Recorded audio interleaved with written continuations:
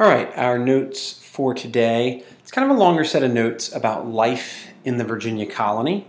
And I'm going to have to move somewhat quickly because the video needs to be under 15 minutes. Otherwise, YouTube doesn't like that. So I'm going to move a little bit quickly. But remember that you can pause and rewind and rewatch the video as much as you would like. Okay? You're going to use the video to help you fill in and address the questions and the prompts that are in the notes, which you can find on Portals under the Files tab, and change the folder to Notes, and you will find this set of notes. So far we've talked about how the Jamestown colony started in 1607, and how there were a lot of obstacles early on, and the settlers had to overcome those obstacles in order for the Jamestown colony to thrive and to prosper. Eventually it does, and Virginia starts to grow outside of just Jamestown. So we're going to take a little bit of a look at what's going on outside of just Jamestown as the Virginia colony starts to thrive and grow in the 1600s. We already know that the motivation for the earliest settlers at Jamestown was to make money. They came to find gold. They came to get wealthy.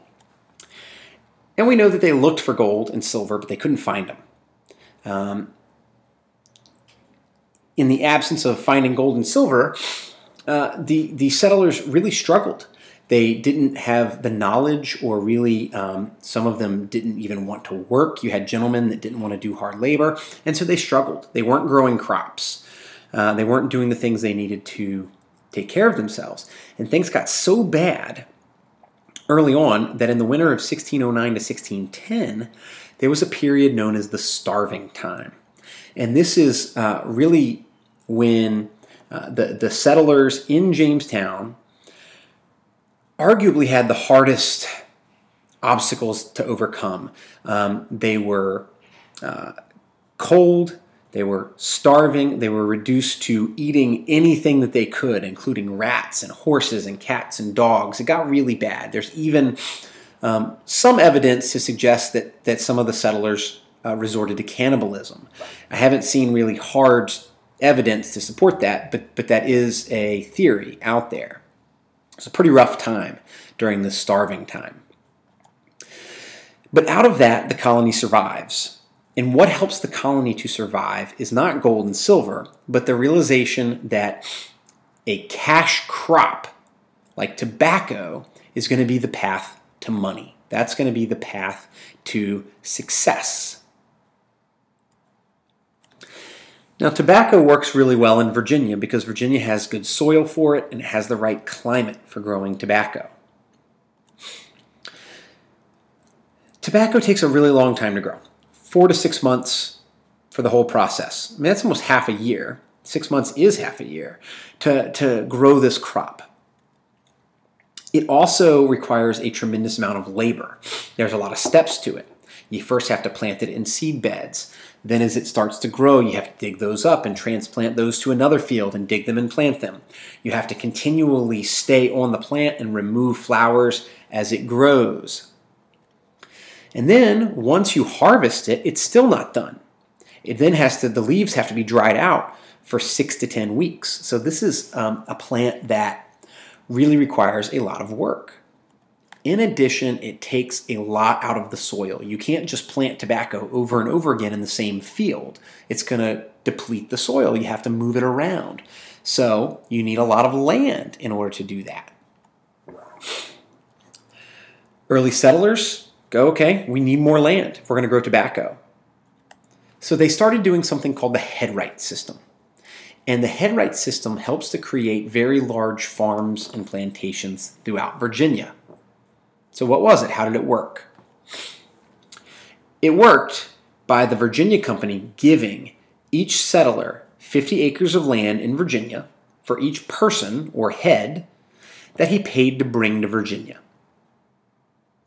So let me give you an example. Let's say a man pays for himself, his wife, their 3 children, and 3 indentured servants to come to Virginia. Well, he paid for 8 people. And for each person, he gets 50 acres of land. So he would get 400 acres of land in Virginia. That's a really large farm. So you can see the headright system helped to create really large farms that you needed to grow tobacco.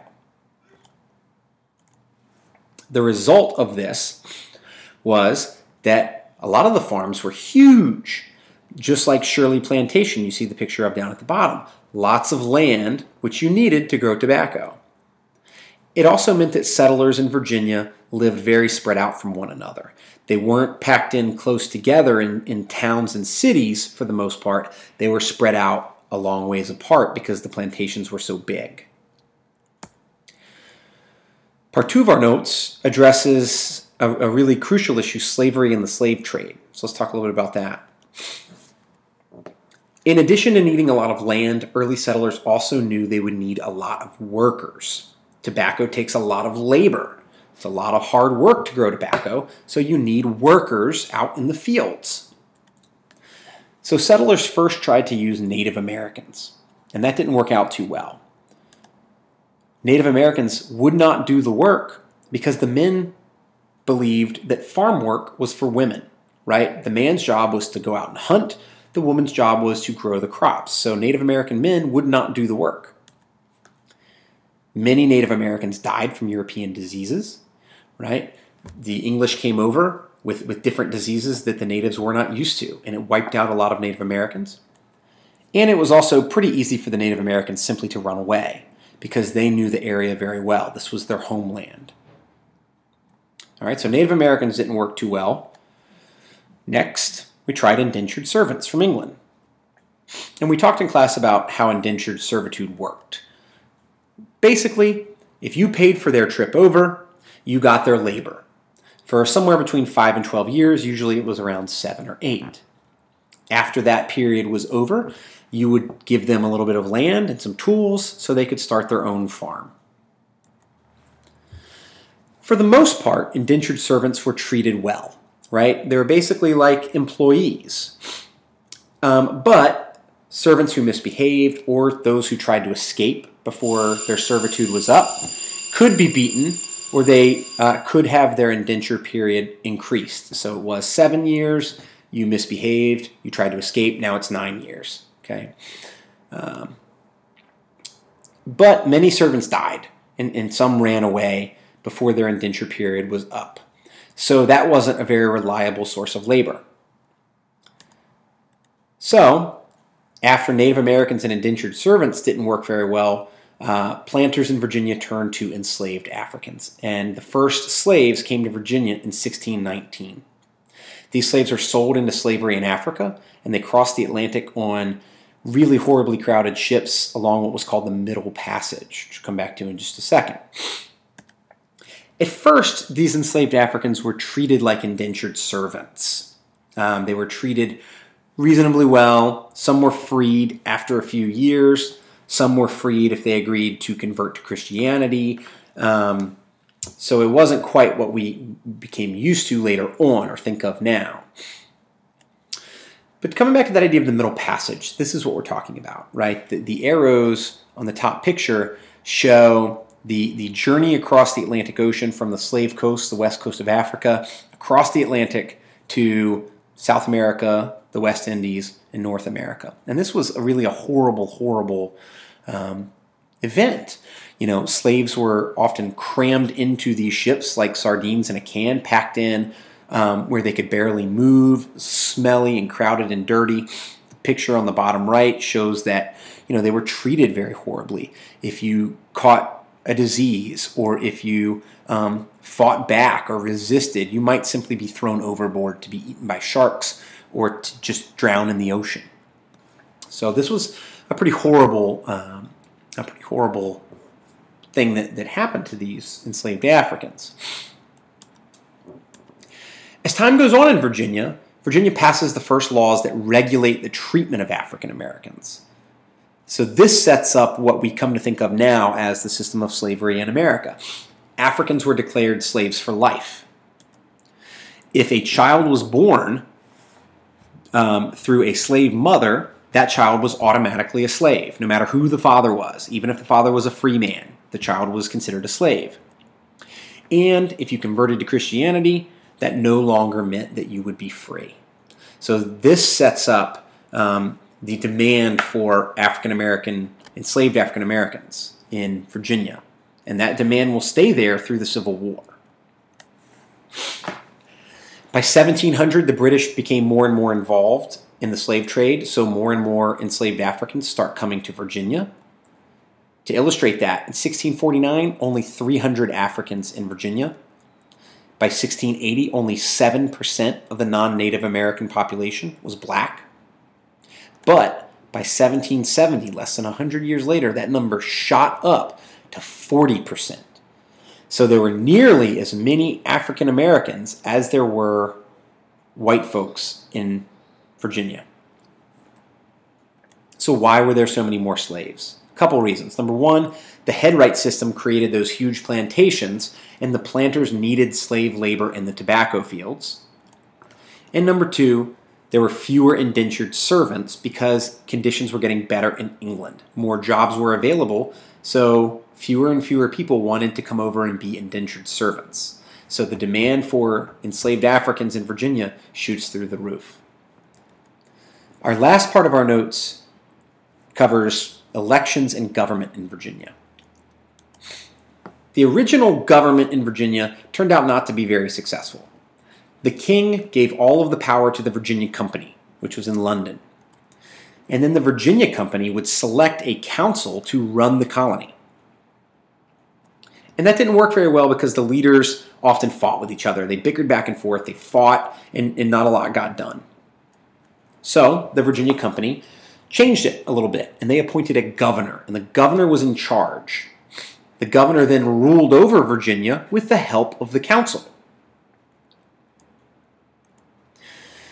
By 1619, the council took an important step. They added an elected assembly called the House of Burgesses, and this was the first elected body in the American colonies.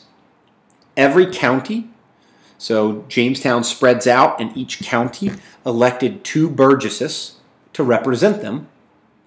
And if you were a free white landholder with at least 25 acres of land, you were eligible to vote. So this is the first time we got to vote on our representatives. Voting was a little bit different than it's done today.